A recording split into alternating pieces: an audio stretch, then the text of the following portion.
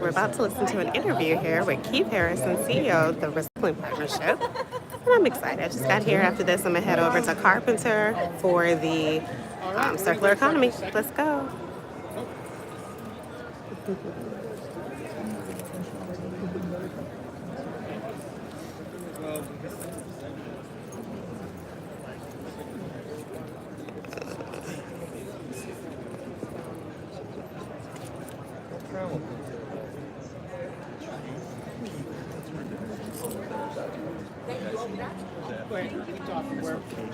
We're waiting on a couple of things. Do you want someone there? No, I have one more in my group. They just told me in my ear. There's another woman doing the same thing. Her name's Kelly. She's in a pink sort of suit jacket. All connected to these companies. Yeah. We talked about this yesterday. EarthX 2026 in Costa Rica. Ooh, nice. Okay. Costa Rica's awesome. I lived abroad there for a little bit. Yeah, 2010. Here we go. All right, we'll record this segment. We're going to start in 5, 4, 3, 2. Hey everyone, welcome to the EarthX TV stage here at EarthX 2025 on Earth Day. My name is Dylan Welsh, I'll be your host, and we have an amazing guest today. Joining us is Keefe Harrison, the CEO of the Recycling Partnership. Keefe, thanks so much for being here. Thanks for having me, Dylan. I'm really glad to be here. Yeah, what a beautiful, fun day on Earth Day. We get to hang out a little bit. Yeah, so tell us a little bit about the Recycling Partnership. The Recycling Partnership is 11 years old this year. So when it started, it was just an idea. I have worked in recycling for 25 years, but it seems like recycling is so simple. You just put it in the bin, and yet it is so freaking hard. And so I was really interested in how you pull together the communities, the companies, the public, and put it all together and build a better system. And that's the Recycling Partnership. Very cool. So we're going to dive deeper into that, but we were chatting a little bit beforehand. You've done some really amazing things prior to this. So tell us a little bit about your background before starting your recycling partnership. Yeah, I started off studying turtles, so I'm really Oh, interested wow. in biodiversity, and I thought that my path would be as a turtle researcher. So I worked in Costa Rica at a research station there, and I worked in North Carolina tagging these little turtles that are about this big and marshes and fins. So I spent a lot of time in biological research, and that was where my passion was. But I wondered if there was a bigger way to protect more types of things. And so I really went after biodiversity preservation and recycling. It was all about protecting natural resources.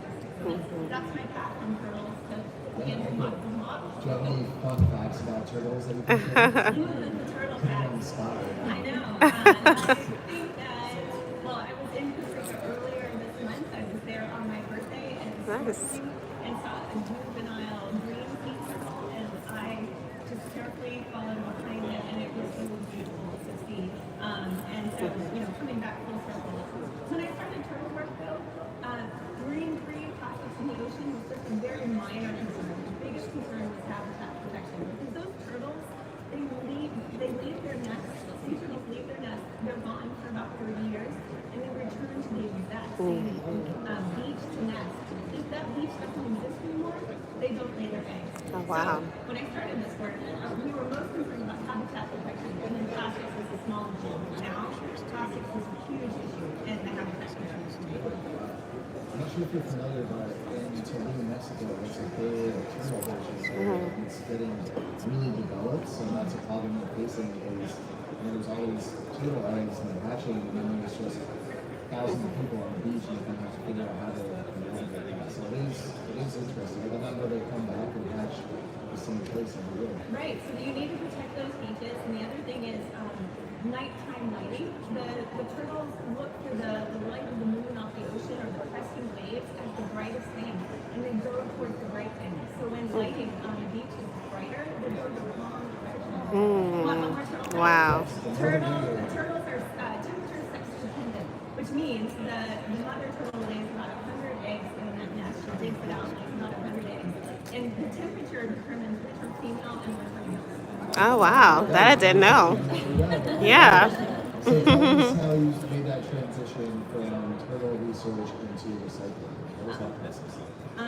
It was all about Halloween, actually. This guy, super cute. He rode a motorcycle, had a long ponytail, and we had just started dating, and he had a job picking up aluminum cans for the campus recycling program, and they needed an environmental educator, so I got a part-time job, and I got hooked by something that should be simple, is challenging, and I really fulfilled my need to work on system change. So fast forward to today, and I now run the largest nonprofit in the space, and boy, I'm still That's awesome. trying to. All right, congratulations. And tell us, sort of the scale of what we're working on tonight. I mean, some big numbers, some really cool things. I'm not even going to try to share it, so I'll pass it off to you. Share kind of what you're working on today. Yeah, so the whole suite is to overhaul the system of recycling. And at EarthX, I'm meeting all these people who are really interested in one piece, like a greener technology, a safer material, engaging the public, teaching children.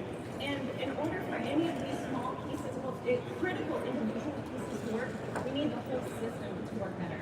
So when we started the recycling partnership 11 years ago, that first day it was just me with an idea and a phone and a laptop.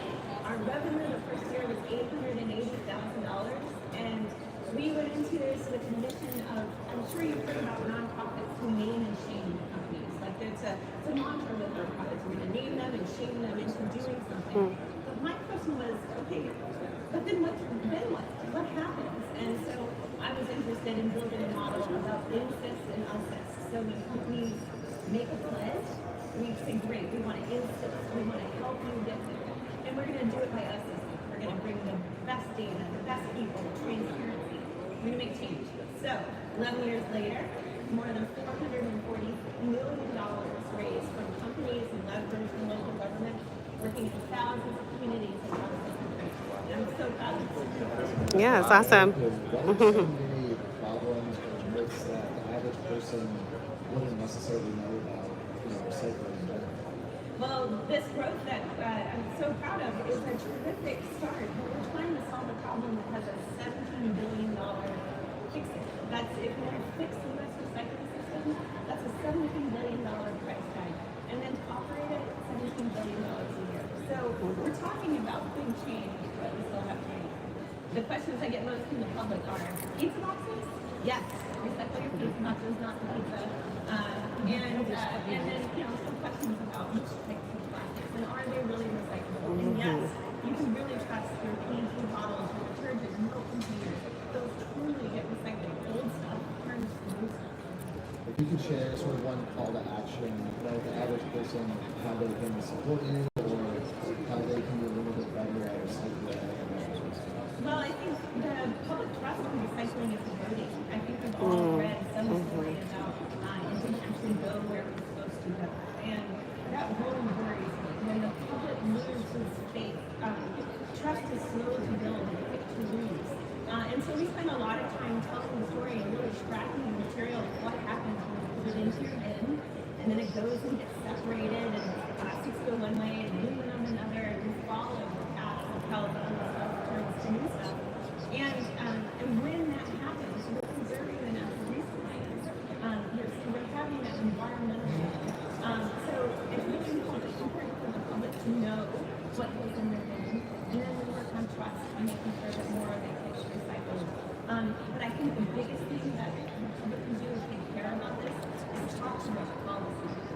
Because that gap of where we are versus where we need to get to, we won't do that without good policy.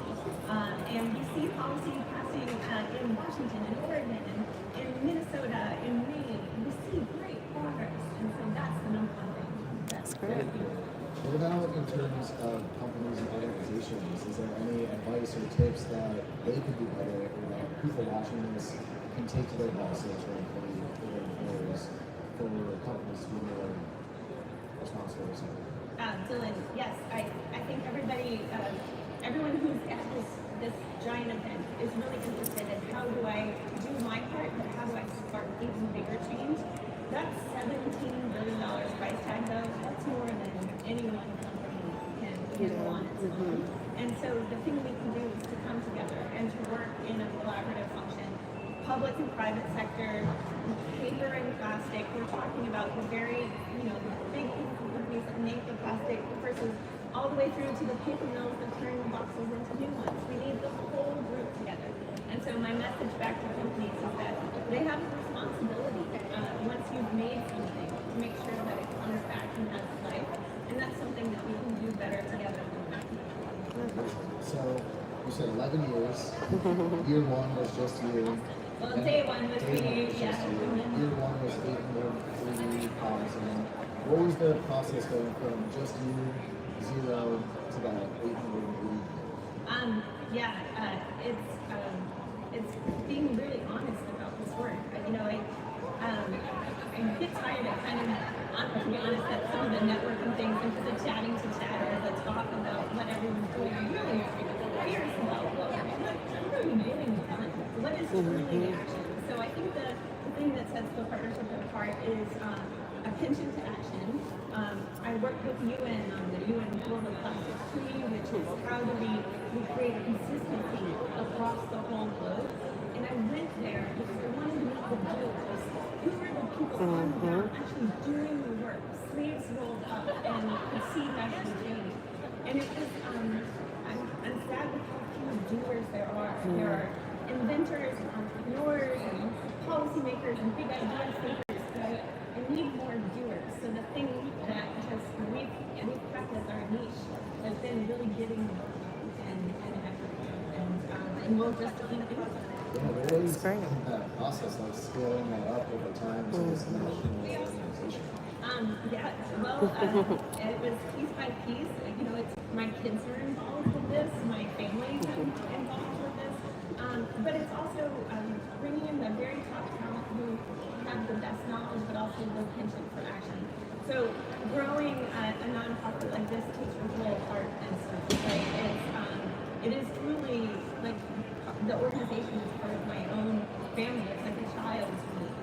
And so I think to anyone else who's looking to scale and grow, you've got to show up, you've got to be resilient, you have to keep going. Dylan, since Thursday, we talk about resiliency a lot in my organization. We use 3 words. Can you hear them? Okay, to be resilient, we believe we need to have courage. You need to have optimism, but you also have to have a dose of badassery. That's awesome. Share a little bit about the numbers that you guys have accomplished. I know it's millions of pounds. Yeah, more than 1 billion pounds of new recyclables, thousands of community partners, and we policy passed in multiple states. We're working on a federal tax bill right now, which I think everyone in this room would like to see passed because it's going to help the small companies and the large ones who are working on a circular economy. Those are some of the big numbers.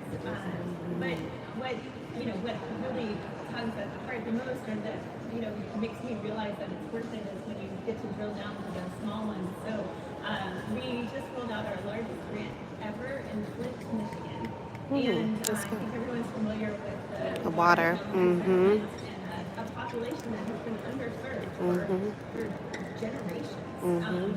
And we started 8 years ago trying to get them ready for a grant for recycling. And it took that long to build trust with the mayor and the mayor's office and city council, and to go through administration changes, to get them ready to receive millions of dollars. But the way that Flint was picking up, they didn't have a recycling question, but their trash was really just bags at a curb. So imagine bags of trash at a curb in the winter with snowplow. What happens? Those get broken apart. So we work to bring them a trash system and a recycling system. That means we partnered with the state of Michigan, and they contributed dollars. We worked with the city, but in the very last hours, we were still short on money to get the whole thing over the line. And so we called actually Dow Chemical and asked them if they could donate the plastic to the plastic container company to make the containers cheaper. So we even got a donation of the resin to make that, and then we rolled it out. So this is Flint, Michigan. It took almost 10 years to do, and when we delivered them, we went door to door with the mayor. People were coming out with their houses, and no joke, crying. Like they were not used to getting things that work for them. And so it's been, that's been a success story, and we see that in other communities where people aren't used to having government and systems work for them. And when you can deliver that, you catch their attention on the importance of being vital stewards for the environment. It's great. Thank you for that. Almost made me cry. So what's in the future for you? What do you see? What's your next big hurdle? Your next big challenge? Low scale, really. So the next big thing we're working on is around how we pull together a blended finance approach. So I hear from a lot of venture capitalists, and they're reaching some ceilings on what their returns can get because the system is evolving. So I'm trying to put together our grants. So we turn our dollars into grant dollars to de-risk big investment that comes from the investment sector that then is married with the policy side to run it for the long term. Amazing. And what's one call to action that you would like our audience to come support you with?